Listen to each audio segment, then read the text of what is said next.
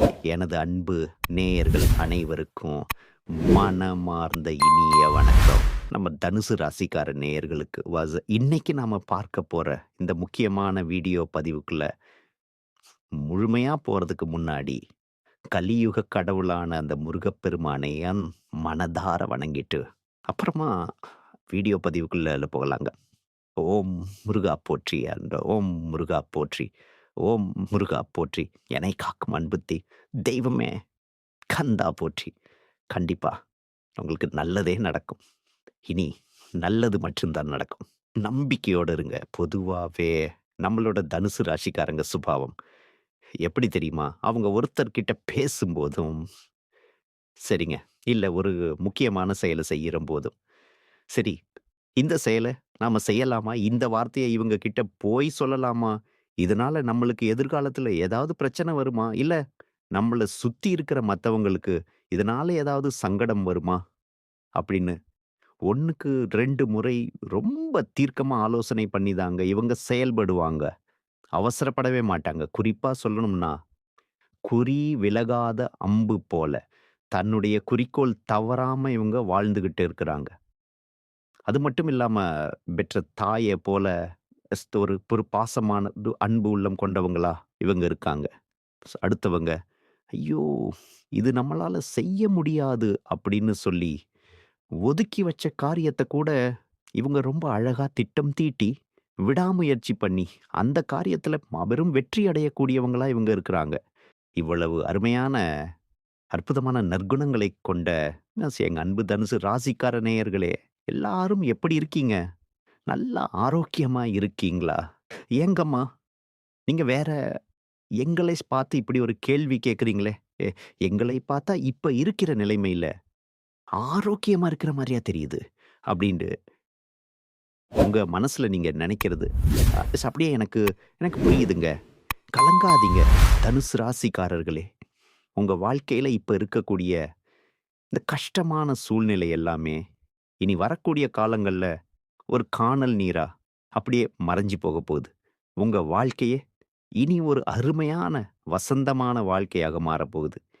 இது நாள் வரைக்கும் உங்களை வேண்டாம் என்று சொல்லி, உதறி தள்ளிட்டு போன உங்க சொந்த பந்தங்கள் எல்லோருமே, இனி வரக்கூடிய காலங்கள்ல உங்களை தேடி உங்க வீட்டு வாசலுக்கே வரப்போறாங்க.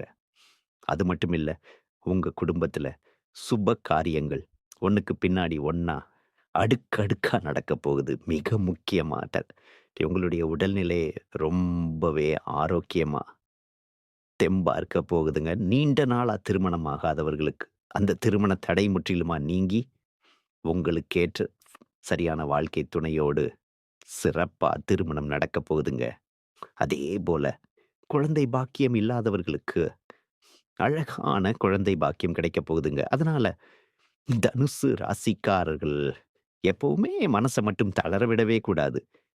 வாழ்க்கையில என்ன நடந்தாலும், எதை இழந்தாலும் கவலைப்படாம, அந்த கிருஷ்ண பரமாத்மாவை நினைத்து மனதை எப்பவும் அமைதியா வச்சுக்கணும். பிரச்சனைகள் இல்லாத மனிதர்களே இந்த உலகத்துல இல்லவே இல்லைங்க. எல்லோருக்கும் ஏதாவது ஒரு ரூபத்துல ஒரு கஷ்டம் இருக்கத்தான் செய்யும். சிலருக்கு அரசாங்கத்துக்கோ, இல்ல தனியாருக்கோ கப்பம் கட்ட வேண்டிய இக்கட்டான சூழ்நிலை வரலாம். அதை நினைச்சு வருத்தப்படாமல் நீங்க தைரியமாக இருக்கணும். ஒவ்வொரு வாரமும் பார்க்கும்போது, தனுசு ராசிக்காரர்கள் சில சமயம் ரொம்ப உற்சாகமாகவும், சில சமயம் ரொம்ப சோர்வாகவும் இருப்பாங்க. ஆனா, முடிஞ்ச வரைக்கும் ஒரே மாதிரியான மனநிலையில இருக்க, நீங்க முயற்சி செய்ய வேண்டுங்க. மற்றவர்கள் உங்களை பத்தி என்ன சொன்னாலும், தெளிவான மனசோட, தெளிவான சிந்தனையோட நீங்க செயல்படுறது தாங்க. உங்களுடைய மனசுக்கும் நல்லது. உங்களுடைய உடம்புக்கும் நல்லது. தனுசு ராசிக்காரங்க எப்போதுமே தங்கள் மனதில் ஒரு விதமான தைரியத்த ஆழமா பதிவு செய்து கொள்ளணுங்க.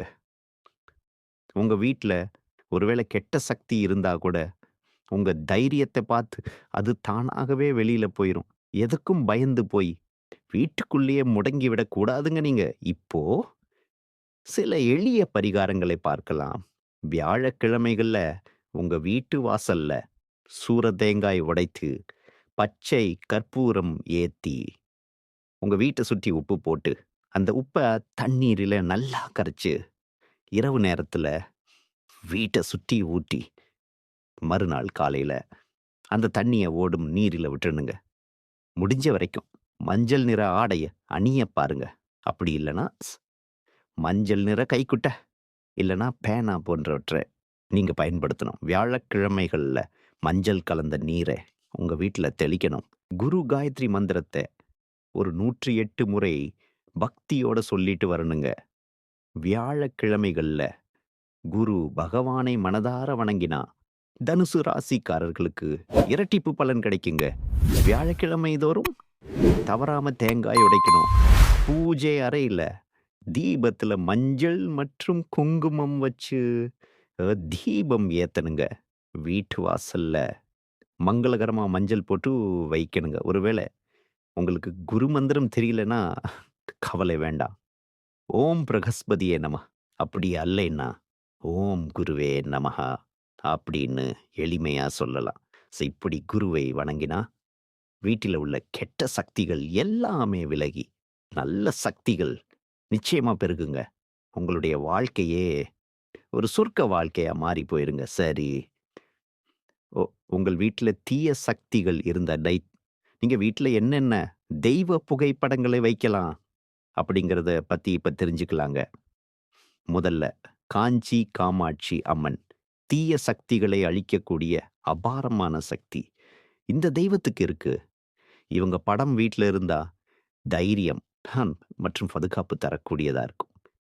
அடுத்ததா காளி மற்றும் பத்ரகாளி. இவங்க கெட்ட சக்திகள் மற்றும் கண் திருஷ்டியை விலக்க உதவுவாங்க. பயம் மற்றும் தடைகளை நீக்க இது ரொம்பவே உதவும். அப்புறம் மகாவிஷ்ணு.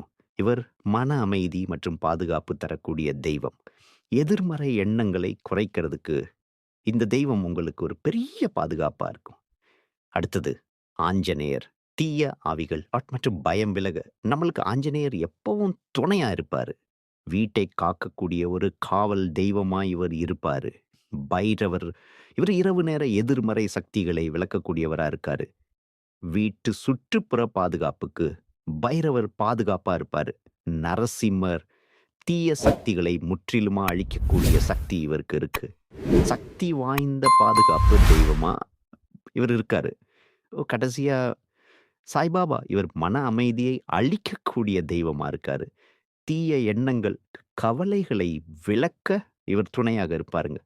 வீட்ல வடகிழக்கு மூலையில நீங்க இந்த தெய்வ புகைப்படங்களை தாராளமா வைக்கலாங்க.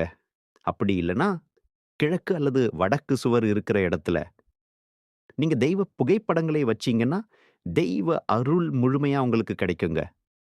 உங்கள் வீட்டில இருக்கக்கூடிய கெட்ட சக்திகள் நீங்க நீங்க இந்த சின்ன விஷயங்கள கடைபிடிக்கணுங்க.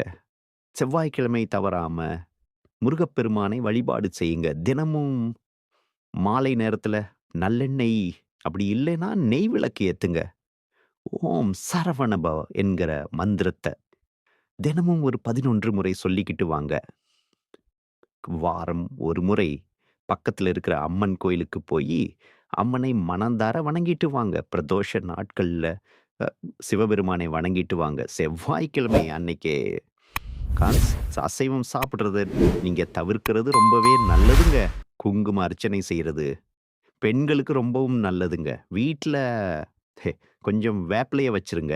நவ் கிரகத்துல செவ்வாய் பகவானுக்கு வழிபாடு செய்யுங்க.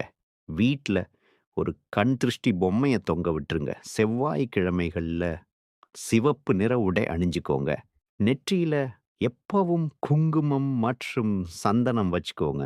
வலது கையில ஒரு செம்பு காப்பு போட்டுக்கோங்க. வாரத்துக்கு ஒரு முறை மறக்காம கடுகு மற்றும் உப்பு வச்சு திருஷ்டி சுத்தி போட்டுக்கோங்க. உங்க வீட்ட தினமும் சுத்தமா வச்சுக்கோங்க.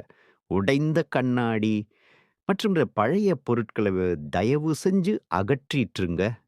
வெளிய போறதுக்கு முன்னாடி உங்க இஷ்ட தெய்வத்த நினைச்சிட்டு அப்புறமா வெளியில கிளம்புங்க. சரியான உறங்குற நேரத்துல உறங்குங்க.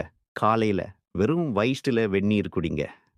வாரத்துக்கு ஒரு நாள் எண்ணெய் தேய்த்து தலைக்கு குளிங்க. கோபத்த எப்பவும் கட்டுப்பாடோட வச்சுக்கங்க. தேவையில்லாம பெருமை பேசாம இருக்கிறது உங்களுக்கு ரொம்பவும் நல்லதுங்க. எல்லோர்கிட்டயும் உங்க ரகசியத்த பகிரக்கூடாதுங்க. மனம் கலங்கும்போது எதுவுமே பேசாம மௌனமா இருந்துக்கோங்க. தினமும் குறைஞ்சது ஒரு 5 நிமிஷம் தியானம் பண்ணுங்க. தீய வார்த்தைகள பேசுறத தவிர்த்துருங்க. எதிர்மறை மனிதர்களிடமிருந்து கொஞ்சம் தூரமாவே இருந்துக்கோங்க. பொறாமை மற்றும் கோபத்தை குறைச்சுக்கோங்க. பிறரை மதித்து பேசுங்க. தினமும் எல்லாத்துக்கும் நன்றி சொல்லும் பழக்கத்த வச்சுக்கோங்க. உணவு முறையில செவ்வாய்க்கிழமை சுண்டல் மற்றும் பயிரை தானமா குடுங்க. ஏழைகளுக்கு உங்களால முடிஞ்ச உணவு வழங்குங்க.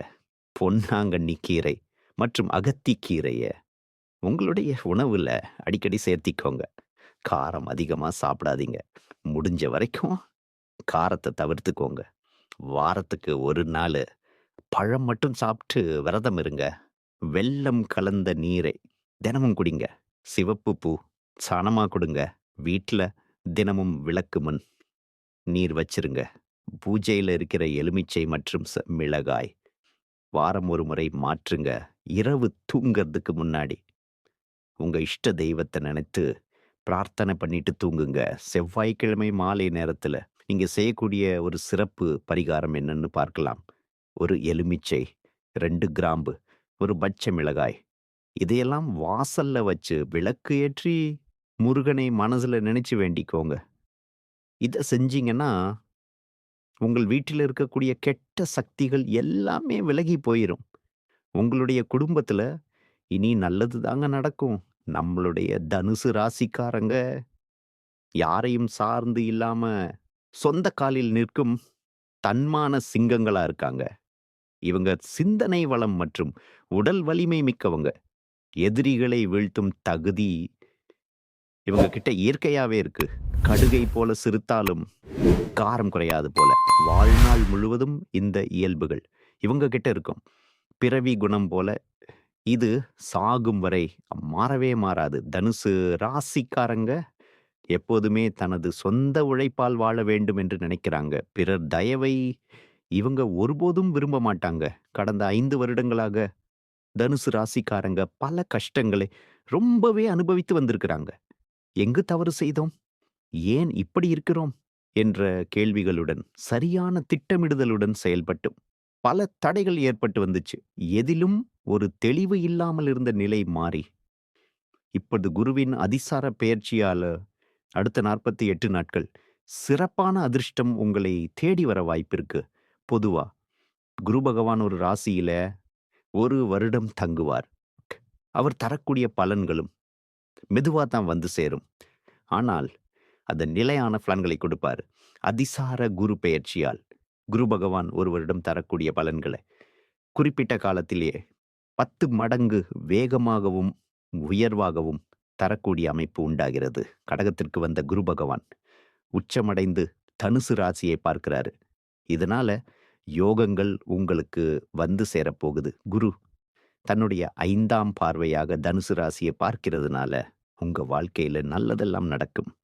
ஆசைகள் நிறைவேறும். வெளிநாடு செல்லும் யோகம் கூட உண்டாகும். பணம் பல வழிகள்ல வந்து சேர வாய்ப்பு இருக்கு. சிறு முயற்சி கூட பெரிய பலன்களை கொடுக்கும். உங்க பேச்சின் மூலம் பல காரியங்களை சாதிப்பீங்க. குருவின் பார்வையால பணவரவு ரொம்பவே சிறப்பாக இருக்கும். வீடு கட்ட தசத உதவிகள் கிடைக்கும். மனதிற்கு நிம்மதி பிறக்கும். உங்களுடைய ஆசைகள் கனவுகள் எல்லாமே இனி நிறைவேறும். உங்களை வேண்டாம்னு உதறி தள்ளிட்டு போன உற்றார் உறவினர்கள் எல்லாருமே இனி வரக்கூடிய காலங்கள்ல உங்களை தேடி வரப்போறாங்க. கவலைப்படாதீங்க. நல்லதே நடக்கும். நல்லது மட்டும்தான் நடக்கும். நன்றி. வணக்கம்.